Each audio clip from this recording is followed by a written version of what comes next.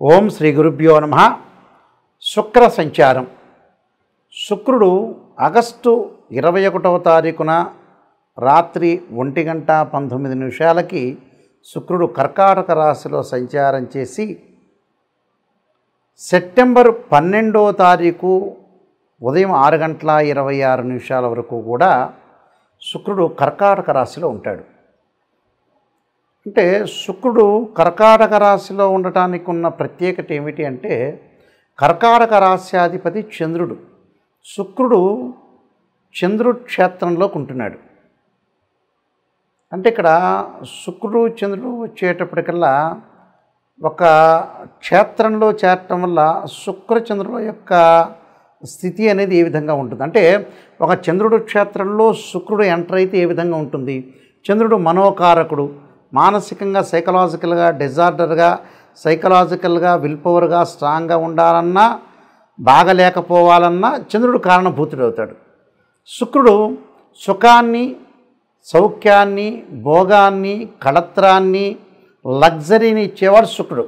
శుక్రుడు ఇక ఇలా ఒక రకంగా సుఖాన్ని ఇస్తుంటే, చంద్రుడు బాగలేదనుకోండి, సుఖాన్ని ఇవ్వకుండా మానసికంగా వేదనకు గురి చేస్తున్నాడా లేకపోతే వేదనకు గురి చేయట్లేదా, చంద్రుడు ఎలా ఉండబోతున్నాడు, శుక్రుడు చంద్రుడి యొక్క క్షేత్రంలో ఉంటే శుక్రుడు యొక్క రిజల్ట్స్ ఏంటి.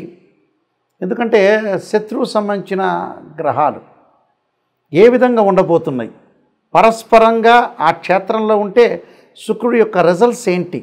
సహజంగా శుక్రుడు ఇవన్నీ కూడా గోచారీత్యా చెప్పబడే ఫలితాలు అంటారు, జన్మజాతకాలు కాదు. జన్మజాతకంలో శుక్రుడు ఏ విధంగా ఉండబోతున్నాడు, ఏ విధంగా ఉన్నాడు శుక్రుడు జన్మజాతకంలో, శుక్రుడు యొక్క కాంబినేషన్ ఎలా ఉంది వాడి యొక్క జాతకంలో, గోచారం అనేది ఎంతవరకు సపోర్ట్ చేస్తుందని చూసుకోవాలి. మనం కంపల్సరీ చూసుకునే ముందుకు వెళ్ళాలి. కాబట్టి ఇక్కడ శుక్రుడు చంద్రుడి యొక్క క్షేత్రంలో ఉంటే ఎలా ఉండబోతున్నాడు. శుక్రుడు సహజంగా 1, 2, 4, 5, 8, 9, 11 స్థానాల్లో ఉంటే సుఫలితాన్ని ఇస్తాడు. ఎవరి నుంచి? వాళ్ళ రాశి నుంచి. శుక్రుడు కళత్రకారకుడు, సుఖకారకుడు, భోగకారకుడు, సౌఖ్యకారకుడు. ఎలా ఉండబోతున్నాడో ఒక్కసారి మనం ద్వాదశ రాశుల వాళ్ళ యొక్క ఫలితాలని మనం శుక్రగ్రహం అనేది అనుకూలిస్తుందా ప్రతికూలిస్తుందా ఒకసారి మనం అనాలిసిస్ చేద్దాం. మిథున రాశి వాళ్ళకి ద్వితీయ స్థానంలో శుక్రుడి యొక్క సంచారం వల్ల ఎలాంటి ఫలితాలు కలగబోతున్నాయి చూసుకుందాం గోచారీత్యా. మిథున రాశికి ఇక్కడ అధిపతి బుధుడు. ఈ శుక్రుడు చంద్రుడి యొక్క క్షేత్రంలో ఉంటాడు. ఇక్కడ ముఖ్యంగా శుక్రుడికి మిథున రాశి వారికి వ్యయాధిపతి పంచమాధిపతి అయిన శుక్రుడు ద్వితీయ స్థానంలో ఉండటం వల్ల ఏ విధంగా ఉండబోతుంది ఫలితాలు. సహజంగా ఇక్కడ మిథున రాశికి అధిపతి బుధుడయ్యాడు. శుక్రుడు చంద్రుడి క్షేత్రంలో శత్రుక్షేత్రంలో ఉన్నాడు. అలానే ఈ రాశ్యాధిపతికి శుక్రుడు మిత్రుడవుతాడు. మరి ఏ విధంగా రిజల్ట్స్ ఉంటాయి గోచారరీత్యా మనం చూసుకునేటట్లయితే, బంధుమిత్రులతోటి సంగీత సాహిత్యాలు, శుభకార్యక్రమాల యొక్క నిర్వహణ, వాళ్ళ ఇండ్లకి వెళ్ళటము, నూతన సంబంధాలు నూతన బాంధవ్యాలు కలుపుకోవటం, బంధుమిత్రులతో స్నేహబంధాలని పెంపొందించుకోవటం, గతంలో ఏదైతే బంధువులు విరోధభావాలు కలిగిన వాళ్ళందరికీ కూడా మళ్ళీ వాళ్ళు హక్కున చేర్చుకోవటం, మరి సంబంధ బాంధవ్యం అనేది బాండింగ్ అనేది బాగా పెరగటం, వివిధ సమావేశాలకి సాహితీ సభలకి అలానే సాహిత్య సభలకి రకరకాల సంగీతానికి సంబంధించిన సభలకి మూవీస్కి వెళ్ళటం, ఎక్స్కర్షను, తీర్థయాత్రలు, పుణ్యక్షేత్రాలు, స్టూడియోలకి అలాంటి వాటిలన్నిటికీ వెళ్ళటం జరిగే అవకాశాలు ఎక్కువ ఉన్నాయి. ఇలానే భార్యాభర్తల మధ్యలో కానీ భార్యా పిల్లల వల్ల కానీ వీళ్ళు డెవలప్మెంట్ కావటం, పిల్లలు సంతానం సంపదప్రదం అన్నారు. అయ్యో మా అబ్బాయి బాగున్నాడు, మా అబ్బాయి మ్యారేజ్ అయింది, మా అబ్బాయికి మంచి శాలరీ వచ్చింది, మా అబ్బాయి మంచి జాబ్ చేస్తున్నాడు అనే సంతోషకరమైన శుభవార్తలు వినే అవకాశం ఎక్కువ ఉంటుంది. అంటే ఈ నెలలో మైండ్ మెచ్యూరిటీ కూడా బాగా పెరిగే అవకాశాలు ఎక్కువగా ఉంటాయి. అంటే భార్య వల్ల భర్తకి, భర్త వల్ల భార్యకి సుఖ సౌఖ్యాలు కలిగే అవకాశాలు ఎక్కువ ఉంటాయి. అలానే పిల్లల వల్ల కూడా సుఖ సౌఖ్యాలు కలిగే అవకాశాలు ఎక్కువ ఉంటాయి. అనుకూలంగా ప్రయాణాలు చేస్తుంటారు. వేరే వాళ్ళందరినీ కూడా తీసుకుని వాళ్ళు జర్నీ చేయటం, అనుకోని సందర్భంలో ఆ జర్నీలో కూడా మంచి పర్సన్స్ మనతో మ్యూచువల్ అండర్స్టాండింగ్లో ఉండటం, శత్రు జయం, శత్రువు మీద విజయాన్ని సాధించే అవకాశాలు ఎక్కువ ఉంటుంది. వ్యవహార జయాలు, వ్యవహారాల మీద ముందుకు వెళ్ళే అవకాశాలు ఉంటాయి. సంఘంలో గౌరవ మర్యాదలు, సంఘంలో ఒక సొసైటీలో ఒక రికగ్నైజ్డ్ కావటం ఒకటి, అంటే give respect and take respect, అంటే గౌరవ మర్యాదలు ఇవ్వటము, ఇచ్చిపుచ్చుకోవటాలు జరిగే అవకాశాలు ఉంటాయి. ముష్టాన్న క్షీర భోజనాలు, అనేక శుభవార్తలు, గుడ్ న్యూస్లు వినే అవకాశాలు ఎక్కువ ఉండటం, ప్రియమైన మాటలు వినటం, అన్ని మంచి మాటలు వినే అవకాశాలు ఎక్కువ ఉంటాయి. నూతన వ్యక్తుల యొక్క పరిచయాలు కూడా బాగా పెరుగుతాయి. నూతన వ్యక్తుల యొక్క పరిచయాలు అంటే న్యూ పర్సన్స్ ఇంట్రడ్యూషన్ చేయటం ఒకటి. ఆ ఇంట్రడ్యూస్ చేయటం వల్ల కూడా రకరకాల వ్యాపార సంబంధాలు, కమర్షియల్గా సంబంధాలు, ఆర్థిక సంబంధాలు, ఇలాంటివన్నీ కూడా మెరుగుపరుచుకునే అవకాశాలు ఉంటాయి. అంటే అన్నిట్లో కూడా ఓవరాల్గా వీళ్ళకి ఎక్కువగా పాజిటివ్ రిజల్ట్స్ వచ్చే అవకాశాలు ఎక్కువ ఉంటాయి. నూతన వ్యాపారం చేయటం, వ్యాపారాన్ని ఎక్స్పాండ్ చేసే అవకాశాలు కూడా బాగా ఎక్కువ ఉంటాయి.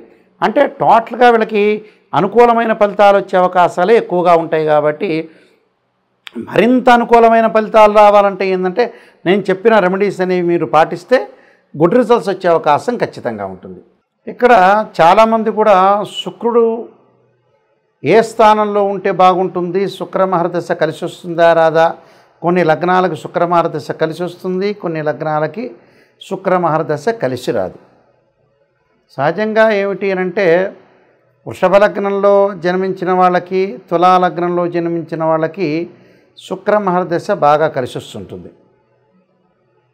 అలానే మకర లగ్నంలో జన్మించిన వాళ్ళకి కూడా శుక్రమహర్దశ కలిసి వస్తుంటుంది.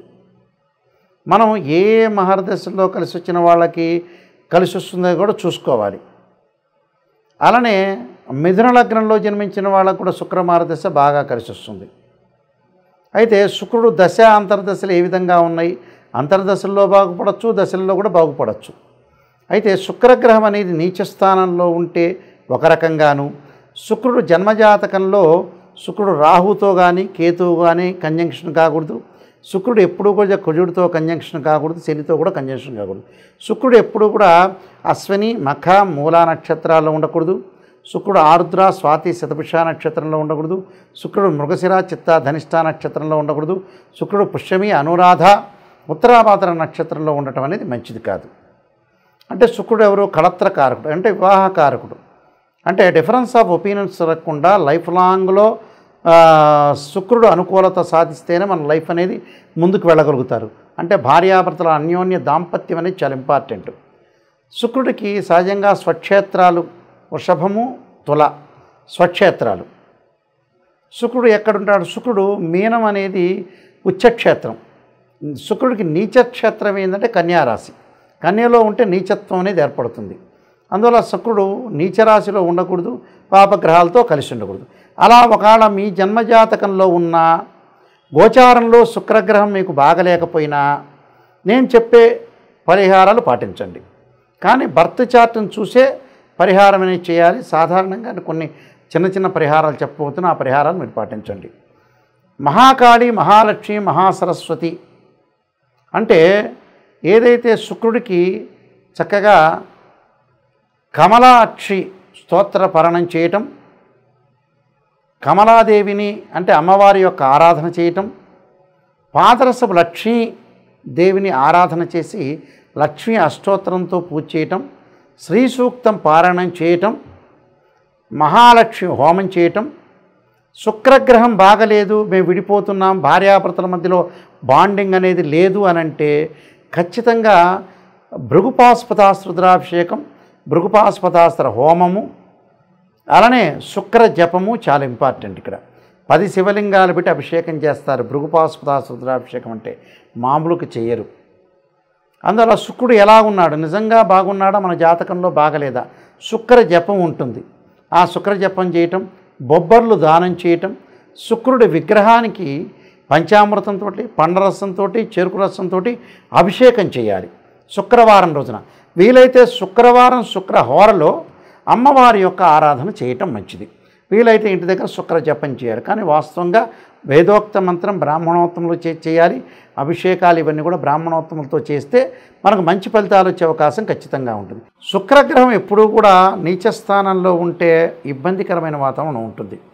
కన్యారాశిలో నీచత్వం అనేది శుక్రుడు ఉన్నాడు అనుకోండి, ఉదాహరణకి వివాహ బంధం అనేది కరెక్ట్గా బాండింగ్ ఉండదు.